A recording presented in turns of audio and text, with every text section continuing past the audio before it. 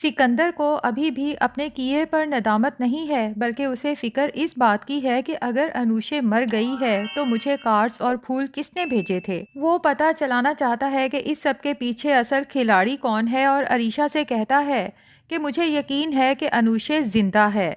और जहाँ तक मुझे याद पड़ता है, अनूशे का कोई भाई नहीं था, तो फिर दाइम कैसे कह सकता है कि वो अनूशे का भाई है। अलबत्ता अनूशे की एक बहन ज़रूर थी, और मुझे घरवालों के सामने इस तरह एक्सपोज करने के पीछे कोई और ही मास्टरमाइंड है, और मैं 2 दिन के अंदर उसकी तलाश करके रहूंगा। दूसरी तरफ निम्रा जब घर आती है तो बहुत ज़्यादा उदास होती है, एक तो अपने होने वाले बच्चे के खो जाने की वजह से, और दूसरा दाइम की तरफ से भी तशवीश में होती है कि पता नहीं दाइम अब ठीक है या नहीं। निम्रा को बार बार ये एहसास सताता है कि दाइम ने मेरी वजह से गोली खाई, वरना वो चाहता तो सिकंदर भाई से बदला तो ले ही चुका था और उनके कहने पे मुझे छोड़ सकता था, तलाक दे सकता था। लेकिन शायद दाइम ठीक कहता है, वो मुझसे सच्ची मोहब्बत करता है, तभी तो उसने मुझे तलाक नहीं दी, अपनी जान पर खेल गया।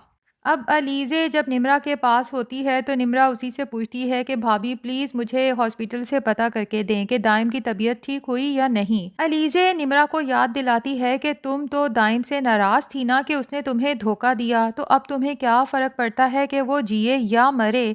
जिस पे निम्रा तड़प उठती है और कहती है कि भाभी फ़र्क पड़ता है, क्योंकि नाराज़ हो जाने की वजह से मोहब्बत तो कम नहीं होती। मैं दाइम से कल भी मोहब्बत करती थी और आज भी करती हूँ, हमेशा करती रहूंगी। अलीज़े जब निम्रा को यूं दाइम के लिए तड़पते हुए देखती है तो उसका दिल जैसे किसी ने मुट्ठी में भींच लिया हो, क्योंकि पता नहीं क्यों निम्रा को देख के उसे हमेशा अपनी बहन अनुशे याद आती है।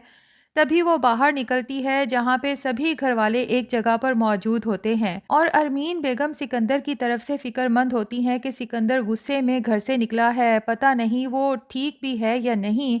अलीज़े को ये सुन के बहुत गुस्सा आता है और सब घरवालों के सामने कहती है कि इन दोनों यानी कि सिकंदर और अरीशा की वजह से तीन तीन जिंदगियां बर्बाद हुई। इनमें से एक आपकी अपनी बेटी है जो कल ही मौत के मुंह से वापस आई है। सिकंदर की फिक्र करने की बजाय आपको चाहिए कि आप सिकंदर और अरीशा दोनों को कड़ी से कड़ी सजा दें। जबकि इसी दौरान सिकंदर भी घर में दाखिल होता है और अलीज़े की तमाम बातें सुन लेता है। उसे कहता है कि और किसी को हो या ना हो, लेकिन तुम्हें बड़ा यकीन है कि जो कुछ उस दाइम ने कहानी सुनाई है वो बिल्कुल सच है। यहाँ पर हमज़ा भी अलीज़े का साथ देता है, जिसे अभी तक भी सारी सच्चाई नहीं पता कि अलीज़े ही उस अनूशे की बहन है, और हमज़ा से शादी का मकसद असल में सिकंदर से बदला लेना था। जिस दिन हमज़ा को ये सच्चाई पता चलेगी, यकीनन उसके और अलीज़े के रिश्ते में दरार तो आएगी। बहरहाल फ़िलहाल तो चूँकि हमज़ा को अलीज़े पे आंखें बंद करके यकीन है, तभी सिकंदर से कहता है कि अलीज़े बिल्कुल ठीक कह रही है। निम्रा के साथ जो कुछ हुआ इसके पीछे तुम और अरीशा हो। अगर तुम लोग अनुशे के साथ ये सब ना करते तो दाइम निम्रा के साथ ये सब ना करता। और फिर सिकंदर से ही कहता है कि तुम ही बता दो कि सच क्या है, क्या तुमने उस अनुशे लड़की के साथ ये सब नहीं किया। अब अरमीन बेगम फरीद साहब से कहती हैं कि हमारे सोशल सर्कल में इतना मजाक बन गया है निम्रा की इस हरकत की वजह से, मेरे लिए तो लोगों को फेस करना और सोशल गैदरिंग्स में जाना अब मुश्किल हो गया है, जिस पे फरीद हमदानी बहुत परेशान होते हैं और अपनी बेगम से कहते हैं कि अब जाके तुम्हें एहसास तो हुआ होगा ना कि जो कुछ हमारे साथ हुआ है यही सब उस लड़की अनुशे को और उसकी फैमिली को भी फेस करना पड़ा होगा, और वो भी तुम्हारे बेटे सिकंदर की वजह से। और सोचो ज़रा उस लड़की की कितनी जग हंसाई हुई होगी कि उसे अपनी जान से ही हाथ धोना पड़े। जिस तरह लोगों को ये पता चला कि हमारी बेटी निम्रा प्रेग्नेंट है और हमारी इज्जत की धज्जियां उड़ गईं, इसी तरह उन लोगों की भी तो इज्जत की धज्जियां उड़ी होंगी। और ये बात करते हुए फरीद हमदानी के दिल में अजीब सा दर्द महसूस होता है। हो सकता है कि उनकी हालत बिगड़ जाए और इमरजेंसी में हॉस्पिटल ले जाना पड़े। और जहाँ तक अरमीन बेगम की बात है तो अब लगता है कि उन्हें भी थोड़ा थोड़ा एहसास होना शुरू हो गया है। अपनी बेटी की बदनामी के बाद अब जाके उन्हें एहसास हो रहा है कि ऐसा ही सब अनुशे की फैमिली को भी फेस करना पड़ा होगा।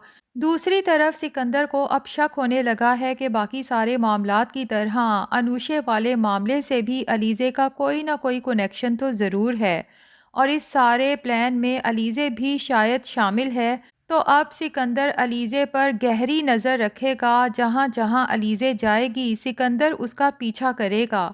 और अलीज़े जब अपनी माँ और बहन की कब्र पे जाती है, तो सिकंदर भी वहाँ पहुँच जाता है और दूर से ही अलीज़े को नोट करता है। अलीज़े जो रो-रो के अपनी माँ-बहन की मग़फ़िरत की दुआएँ करती है, फ़ातिहा पढ़ती है, तो सिकंदर करीब आता है और अलीज़े से कहता है कि भाभी आज तो बता ही दें कि इन दोनों गुमनाम कब्रों में आखिर कौन है और आपका इनके साथ क्या ताल्लुक है। अलीज़े पहले तो सिकंदर को यहाँ अचानक देख के काफ़ी खौफज़दा हो जाती है और उसे यही डर है कि कहीं उसका राज खुल तो नहीं गया, लेकिन फिर उसे याद आता है कि कब्रों पे तो कोई कुतबा ही नहीं लगा। तभी सिकंदर से कहती है कि इन कब्रों में कौन है और मेरा इनके साथ क्या ताल्लुक है, तुम कभी नहीं जान पाओगे, क्योंकि मेरी मर्जी के बगैर तुम मेरी शनाख्त के बारे में कभी जान ही नहीं सकते। और इन कब्रों में कौन है, इसके लिए बस कुछ दिन मजीद रुक जाओ, क्योंकि फिर इन कब्रों पे नाम की तख्ती लग जाएगी। लेकिन जब तुम उनके नाम पढ़ोगे ना, तो अपने दिल को थाम ज़रूर लेना,